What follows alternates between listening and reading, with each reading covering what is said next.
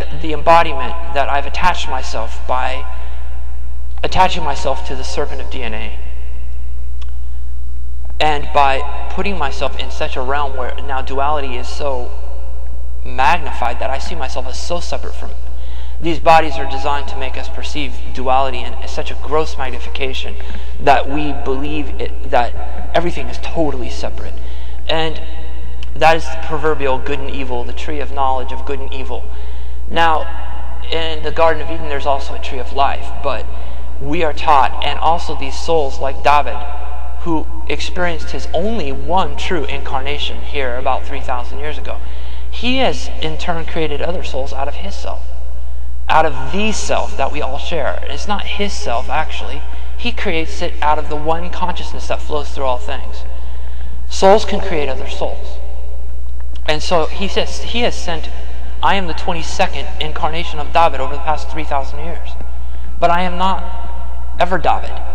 Each time he has organized from the essence of D, or the essence of consciousness that flows through all things, the one true higher self of all souls, sends that essence into a realm, tells it to attach itself to the DNA, and the bodies grow, and then we, because we are consciousness, we take on the identity of whatever we are attached to, and we begin to believe that this is who we are. So now I am experiencing what David had desired me to experience. I never would have done this had I known what David knew.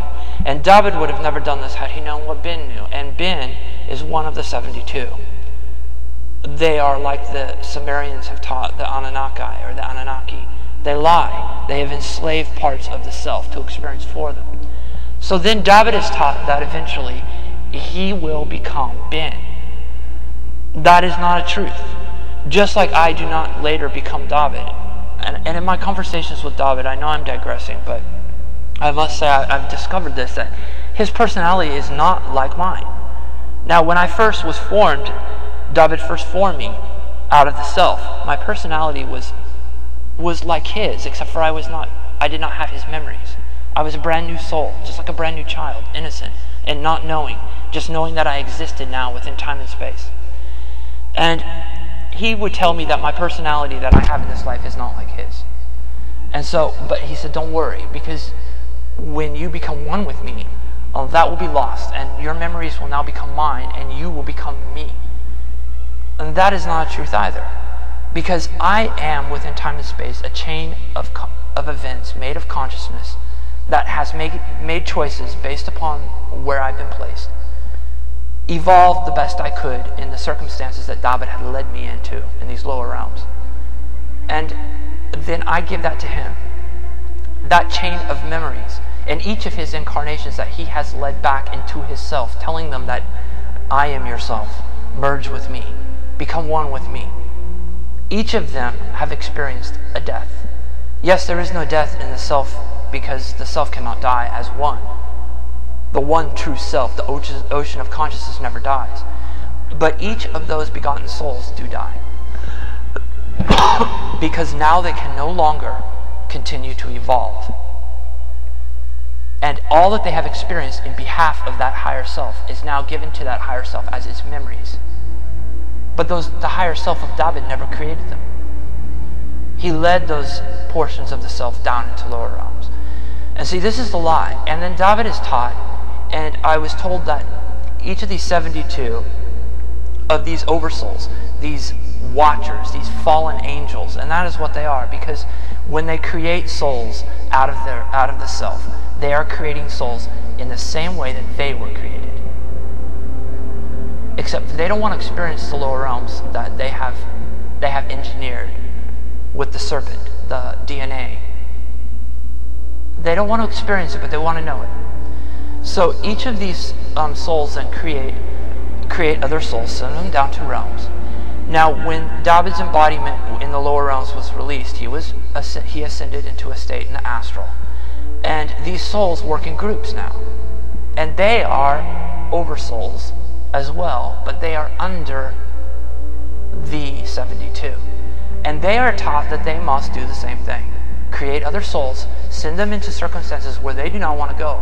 David does not want to be in this life and experience an embodiment where I am. That is why he created out of the ocean of consciousness another to do it for him. And the same thing that he had been created by those 72. And these 72 have basically, I am not sure how many, but I'm imagining, and I've been told they are in the thousands. I am imagining they are in the hundreds of thousands of these souls that have once experienced the denser realm, one of the denser planes of embodiment, died. Not really died, but their embodiments died. They were released into the higher planes of the earth or one of the other 3 planets where this is being done. And they are taught that in order to evolve, they must continue to do the same thing that was done to them, because they know nothing else. And so they continue to do unto other parts of the self what they would not have done themselves. They are what we call our higher selves. And the 72 are the higher selves of those souls. And yes, in Michael Newton's book, he talks about life between lives, how we work in groups. He calls them we. He says you will someday die. And this is all based upon intuitive readings and hypnosis and things that have been remembered from near-death experiences. Basically, what we're taught is that we have a soul that exists beyond our embodiment and our higher self that is still free in higher realms of the astral. When our embodiments are released, these incarnations will then be added to their experience. They are free while this is going on. And they work in groups.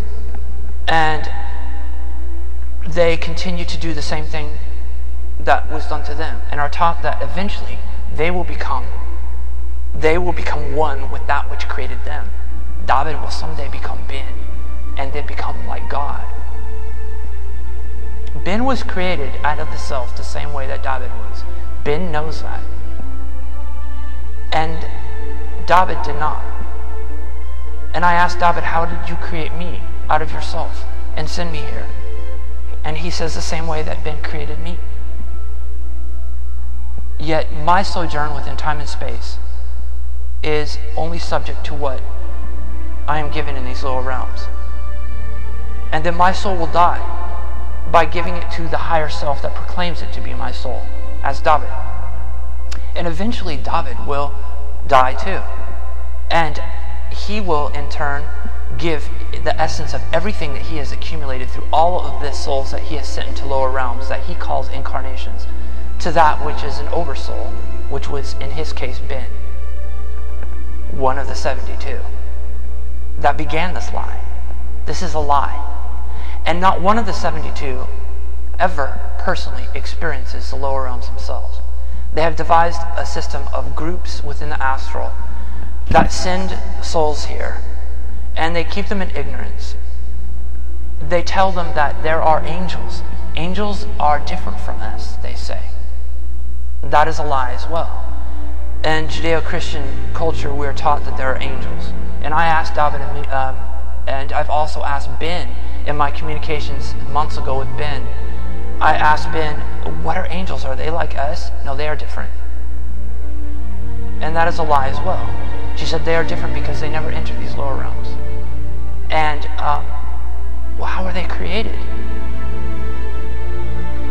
They're created the same way that the 72 were.